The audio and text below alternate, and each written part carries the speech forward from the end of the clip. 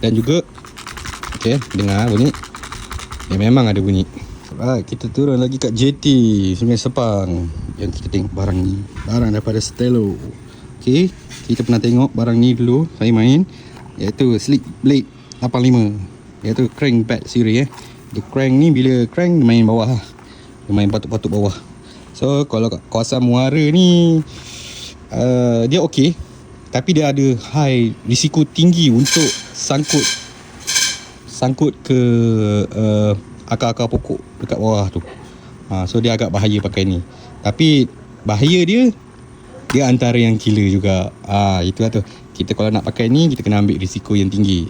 Bila risiko kita tinggi, InsyaAllah kita punya result tu baik. Tengok cantik. Yang ni color ni, kalau dekat tasik, dekat dam, color ni memang killer lah. Sebab ikan daripada jauh dia nampak. Ni more tu kawasan-kawasan mangrove, color-color macam ni. Kawasan-kawasan berakar, color ni dia kira cukup terang untuk ikan nampak. Dan juga dengar bunyi. Memang ada bunyi. Jadi kita tengok spek dia. Spek adalah floating. Floating bila kita tak karau. Bila kita karau, dia akan turun sampai 3.5 ke 4.5. 4.5 ni kita karau laju macam mana pun, dia turun paling deep 4.5. So kalau tempat tu 5 meter dalam, dia tak sampai bawah pun.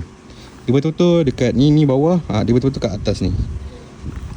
So macam kita kalau naik boat ataupun kita casting dekat tebing-tebing ke kan, kita tak tahu pun bawah tu dalam dia berapa. So kita kena time karau tu kita kena feel. Bila depan ni kena darat, kena bawah, kena dasar, kita boleh rasa. Bila kita karau dia kena tu, kita berhentikan karau. So dia naik sikit, kita karau balik. Macam ni lah cara main dia. Tapi dia antara yang terkiller jugalah. Crankbait ni, Slick Blade 85 ni.